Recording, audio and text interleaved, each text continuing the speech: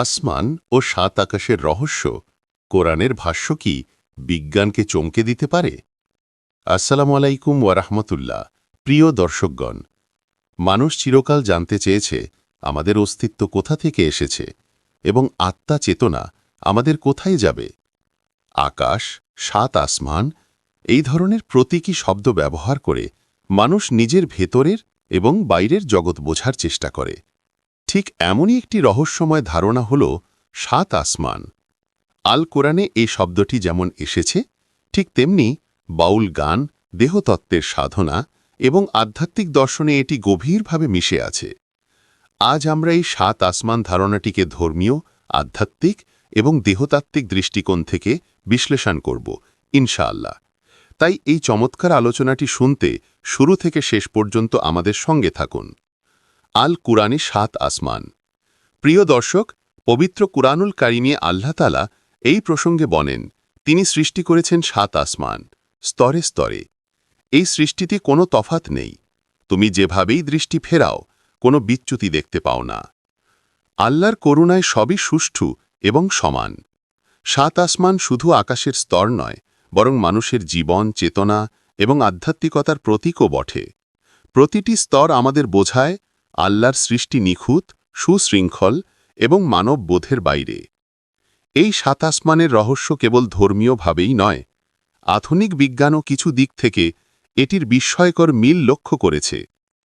সাত আসমান, কোরআন, হাদিস ও আধ্যাত্মিক বিশ্লেষণ। পবিত্র কোরআনে আল্লাহ তাআলা বলেছেন, তিনি সবকিছু সৃষ্টি করেছেন, সাত আসমান এবং পৃথিবী, যাতে আমরা জানি আল্লাহ সর্বশক্তিমান এবং সবকিছু তার নিয়ন্ত্রণে।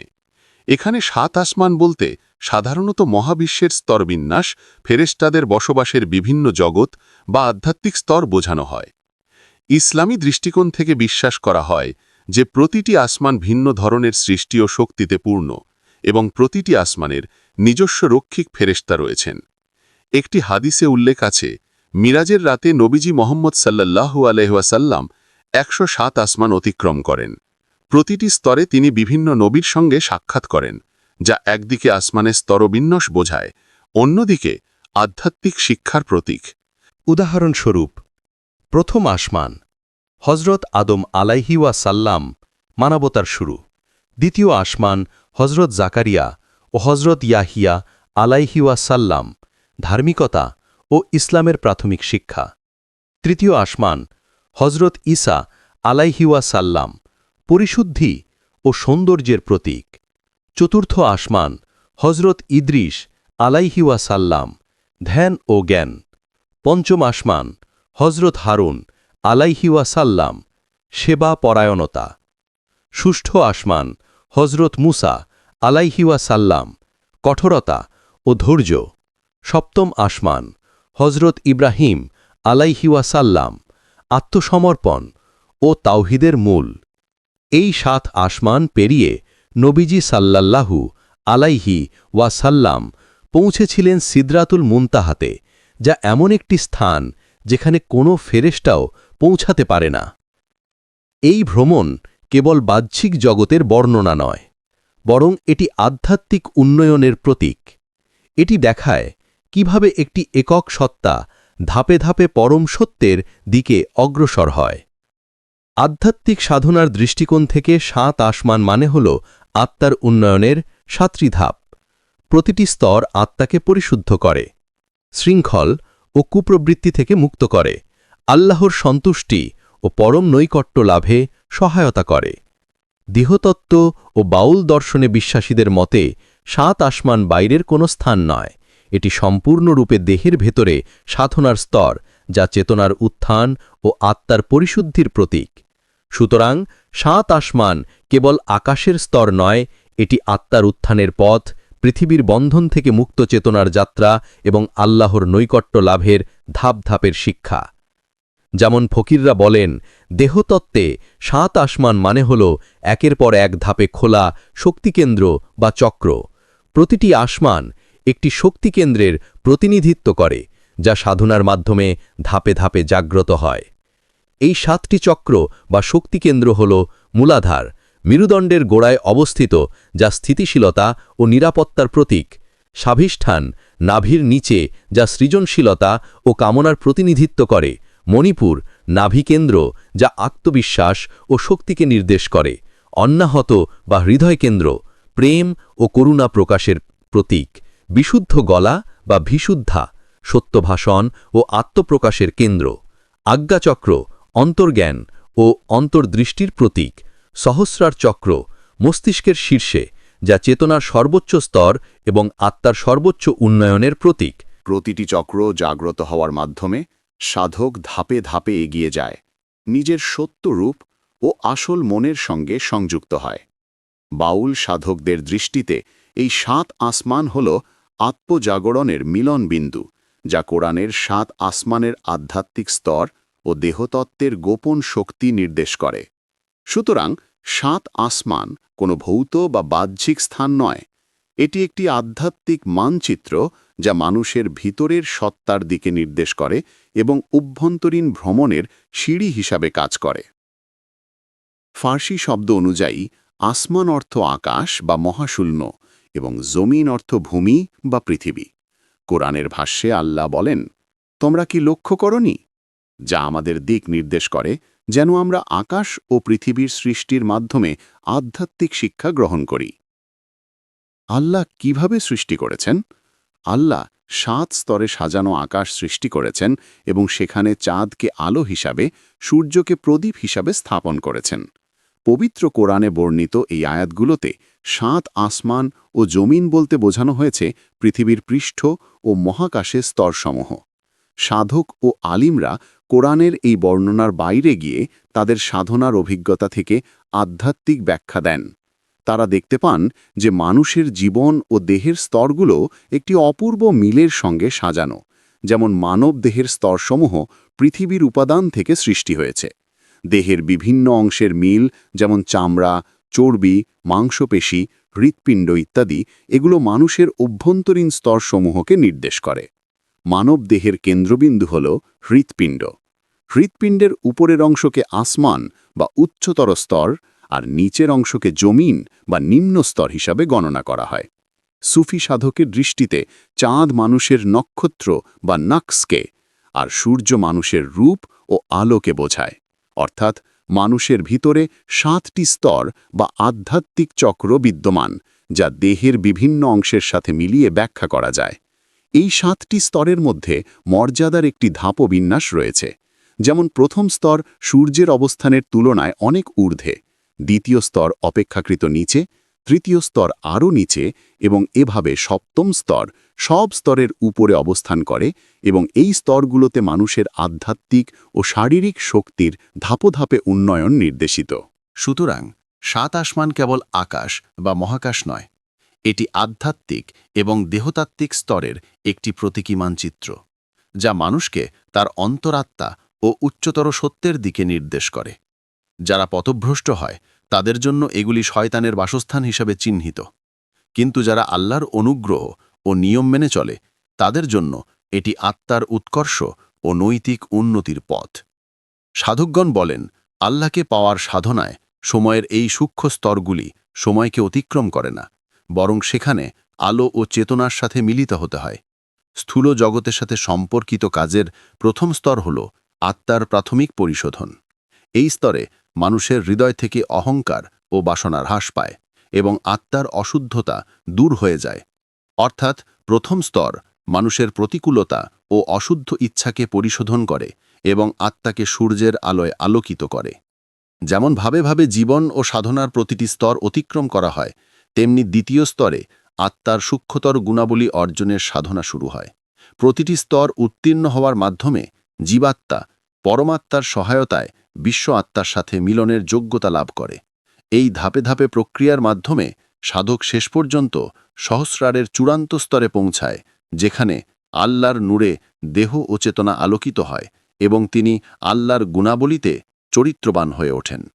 এই অভ্যন্তরীণ যাত্রা প্রদর্শন করে যে ব্যক্তি আল্লাহর সাথে সম্পূর্ণ একাত্মতা লাভ করতে চায়, তার জন্য এই ধাপগুলোর মাধ্যমে আত্মার উন্নয়ন অপরিহার্য। আধুনিক বিজ্ঞানও যখন আকাশ ও মহাশূন্য পর্যবেক্ষণ করে, তখন দেখা যায় মহাকাশ সীমাহীন বিস্তৃত। কিন্তু কোরআনে বর্ণিত 7 আসমান কি তাদের নাম কি, গঠন কেমন, সীমানা কতদূর, এই সব বিষয়ে আধুনিক বিজ্ঞান এখনও স্পষ্টভাবে ব্যাখ্যা করতে পারেনি। পবিত্র কোরআনের নির্দেশ অনুযায়ী এই 7 আসমান স্তরবিন্যাস এবং সৃষ্টি মূলত আল্লাহর সৃষ্টির পরম বাস্তবতা ও আধ্যাত্মিক মাত্রার প্রতিফলন। অর্থাৎ 7 আসমান শুধুমাত্র বাহ্যিক মহাশূন্য নয়, বরং আধ্যাত্মিক জ্ঞান ও চেতনার স্তরও বর্ণনা করে। সুতরাং 1400 বছর আগে অবতীর্ণ কোরআন এই স্তরসমূহের অস্তিত্ব এবং তাদের আধ্যাত্মিক ও মহাজাগতিক তাৎপর্য উল্লেখ করেছে, যা এখনও আধুনিক বিজ্ঞান পুরোপুরি ব্যাখ্যা করতে পারেনি। আরবিতে আকাশের জন্য ব্যবহৃত শব্দ হল সামা এবং বহুবচন হল সামাওয়াল, যার অর্থ একাধিক আকাশ বা স্তরবিন্যাসযুক্ত আকাশ। কোরআনে 7 আসমানের স্থানিক উল্লেখের ক্ষেত্রে এই শব্দটি ব্যবহার হয়েছে। উদাহরণস্বরূপ সূরা ফুসসিলাতের 12 নম্বর আয়াতে বলা হয়েছে, তারই নির্দেশে আকাশমণ্ডলকে 7 আসমানে বিন্যস্ত করা হয়েছে এবং প্রত্যেক আসমানের কার্যাবলী ওহির মাধ্যমে জানিয়ে দেওয়া হয়েছে। আমি নিকটবর্তী আকাশকে প্রদীপের মতো আলোকিত ও সুরক্ষিত করেছি। এখানে সামাদ দুনিয়া বা নিকটবর্তী আকাশ বোঝায়, যা পৃথিবীর কাছে অবস্থিত। এটি কেবল বায়ুমণ্ডল নয়, বরং মহাকাশের সেই স্তর যেখানে গ্রহ, উপগ্রহ, তারা এবং গ্যালাক্সিগুলো ছড়িয়ে আছে।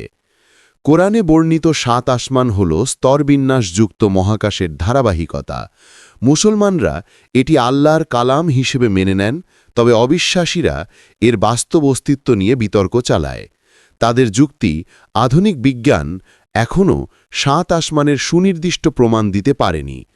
কেউ কেউ মনে করেন কোরআনের 7 আসমান বলতে পৃথিবীর বায়ুমণ্ডলের স্তর বোঝানো হয়েছে, কিন্তু বাস্তবিকভাবে সূরা ফুসসিলাতের আয়াত প্রমাণ দেয় যে এটি মহাকাশের স্তর। একটি হাদিস অনুযায়ী পৃথিবী থেকে প্রথম আসমানের দূরত্ব 500 বছরের সমান। প্রত্যেক আসমান একে অপর থেকে সমান দূরত্বে অবস্থিত, তবে এখানে আলোকবর্ষ বা দূরত্বের নির্দিষ্ট পরিমাণ কোরআন বা হাদিসে উল্লেখ করা হয়নি। নাস্তিকদের প্রশ্ন, মহাবিশ্বে ট্রিলিয়ন গ্যালাক্সি ও বিলিয়ন তারা রয়েছে, তাহলে কিভাবে মাত্র 7 আসমান হতে পারে? এটি অযৌক্তিক। বাস্তবে মানুষ এখনও মহাবিশ্বের একটি ক্ষুদ্র অংশই দেখেছে। কোরআন বলেছে মহাবিশ্ব ক্রমাগত সম্প্রসারিত হচ্ছে, যার সীমানা কারও জানা নেই। একটি সহজ উপমা, ধরুন একটি আলমারিতে 7টি ড্রয়ার আছে, প্রতিতে কিছু কলম রাখা হয়েছে। আপনি যদি বলেন এখানে 100 কলম রাখতে পারবে না, তাই 7 ড্রয়ার থাকতে পারে না, এটি অযৌক্তিক। তেমনি মহাবিশ্বে কোটি কোটি গ্যালাক্সি থাকলেও এটি কোরআনের 7 আসমানের স্তরবিন্যাসের সঙ্গে সাংঘর্ষিক নয়। সুতরাং কোরআনের 7 আসমান মানে স্তরবিন্যাসযুক্ত মহাকাশ এবং আধ্যাত্মিক ব্যাখ্যা উভয়ে। এটি আমাদের জ্ঞান ও গবেষণার সীমার বাইরে আল্লাহর সৃষ্টির বিস্ময়। তুর্কি মহাকাশ বিজ্ঞানী ডা. হালক নূর আধুনিক পর্যবেক্ষণের ভিত্তিতে দেখিয়েছেন যে মহাকাশ বিভিন্ন স্তরে বিভক্ত। এতে অন্তর্ভুক্ত রয়েছে সৌরজগৎ, মিল্কি ওয়ে গ্যালাক্সি, চৌম্বকীয় স্থানীয় গ্যালাক্সিগুচ্ছ বা লোকাল গ্রুপ, মহাজাগতিক কেন্দ্র এবং সবচেয়ে দূরের গামারশ্মি বা আলোক তরঙ্গ উৎস। এছাড়াও মহাবিশ্বের সম্প্রসারণশীল ক্ষেত্র এবং সীমাহীন অসীমতাও এখানে অন্তর্ভুক্ত। তবে এটি কোরআনের 7 আসমানের চূড়ান্ত ব্যাখ্যা নয়। এটি কেবল বৈজ্ঞানিক পর্যবেক্ষণ এবং মুসলিম বিজ্ঞানীদের একটি প্রচেষ্টা মাত্র। এখনও এর চূড়ান্ত প্রমাণ পাওয়া যায়নি। ইমাম গাজ্জালী রহমতুল্লাহি আলাইহি তার গ্রন্থে 7 আসমানের ব্যাখ্যা করেছেন। তিনি প্রতিটি আসমানকে আলোকিত ও সৃষ্টিশীল স্তর হিসেবে বর্ণনা করেছেন। তার ব্যাখ্যা অনুযায়ী আসমান বিভিন্ন উপাদান ও আলোক বিচ্ছুরণের মাধ্যমে নির্মিত, যা মানুষের বোধগম্যতার বাইরে। তিনি বিভিন্ন রং, আলোকিত খুনি ও স্তরগুলোর মাধ্যমে প্রতিটি আসমানের স্বতন্ত্র গঠন তুলে ধরেছেন। আজও বিজ্ঞান আকাশের স্তরগুলো সম্পর্কে চূড়ান্তভাবে কিছু বলতে পারেনি, তবে কোরআনের বহু তথ্য অনেক বছর পরে বিজ্ঞান প্রমাণ করতে সক্ষম হয়েছে। উদাহরণস্বরূপ ভ্রূণ গঠনের ধাপ, মহাবিশ্বের সম্প্রসারণ, পাহাড়ের স্থায়িত্ব, এগুলো কোরআন 1400 বছর আগে উল্লেখ করেছে। এর মানে কোরআনের জ্ঞান আধুনিক বিজ্ঞান থেকেও অনেক এগিয়ে। তাই আমরা নিশ্চয়ই বলতে পারি 7 আসমান বিদ্যমান। কোরআন একথা স্পষ্টভাবে উল্লেখ করেছে। আমাদের দৃষ্টির সীমা সামান্য হলেও আল্লাহর সৃষ্টি অসীম। আমরা যতবার আকাশের দিকে তাকাই না কেন, মানুষের চোখের দৃষ্টি সীমিত, কিন্তু আল্লাহর জ্ঞানের দৃষ্টি সব বিস্তারকে ঘিরে। প্রিয় দর্শক, আমরা সকলেই আল্লাহর নিদর্শনগুলো পর্যবেক্ষণ করতে এবং তা থেকে শিক্ষা নিতে পারি। আমাদের প্রার্থনা, আল্লাহ আমাদের জন্য তার নিদর্শনগুলো বুঝতে এবং গ্রহণ করতে সাহায্য করুন।